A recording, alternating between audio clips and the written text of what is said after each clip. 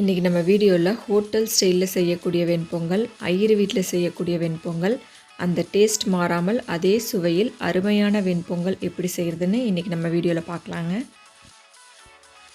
1.5 tumbler அளவு பச்சரிசி எடுத்துக்கோங்க. அதே சைஸ் டம்ளரில் 3/4 டம்ளர் பாசிப்பருப்பு எடுத்துக்கோங்க. இந்த அரிசி பருப்பில் தண்ணி ஊற்றி ஒரு 2-3 டைம்ஸ் நல்லா கழுவி எடுத்துகிட்டு ஒரு 1/2 hour ஊற வச்சு வச்சுருங்க.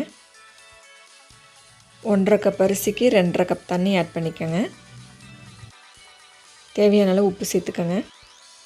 குக்கரை மூடி வச்சுருங்க. அரிசி நல்லா குழைய வேகணும், அதனால் ஒரு 4-5 விசில் விட்டு எடுத்துக்கலாம்.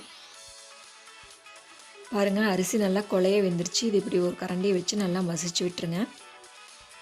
அடுப்பில் ஒரு கடாய் வச்சுக்கோங்க. கடாய் ஹீட் ஆனோடனே 3 டேபிள் ஸ்பூன் நெய் ஆட் பண்ணிக்கோங்க. நெய் நல்லா சூடானதும் 1 டேபிள் ஸ்பூன் குருமிளகு ஆட் பண்ணிக்கலாம். 1 டேபிள் ஸ்பூன் சீரகம் ஆட் பண்ணிக்கலாம். கொஞ்சம் பெருங்காயத்தூள் ஆட் பண்ணிக்கலாம். கொஞ்சம் துருவின இஞ்சி ஆட் பண்ணிக்கலாம். ஒரு கொத்து கருவேப்பிலை ஆட் பண்ணிக்கோங்க. 2 டேபிள் ஸ்பூன் முந்திரி ஆட் பண்ணிக்கோங்க. இதெல்லாம் சேர்த்துட்டு நெய்யில் நல்லா வதக்கி விட்டுக்கோங்க.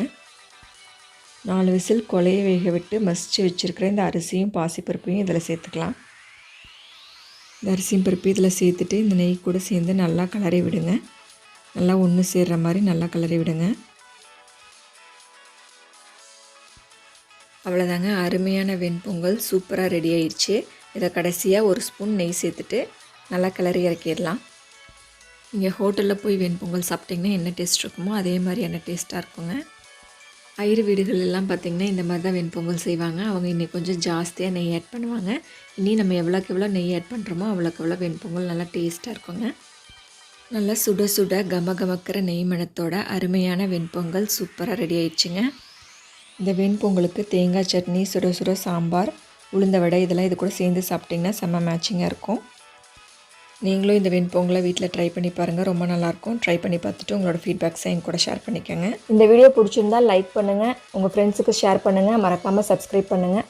கீழே இருக்கிற பெல் ஐக்கானை கிளிக் பண்ணிட்டீங்கன்னா நான் போடுற வீடியோஸோட நோட்டிஃபிகேஷன் உடனுக்குடனே உங்கள் மொபைலுக்கு ரிசீவ் ஆயிடும். சமைப்போம், சுவைப்போம், உணவையே மருந்தாக்கி ஆரோக்கியத்துடன் வாழ முயற்சிப்போம். Thanks for watching this video. Thank you friends.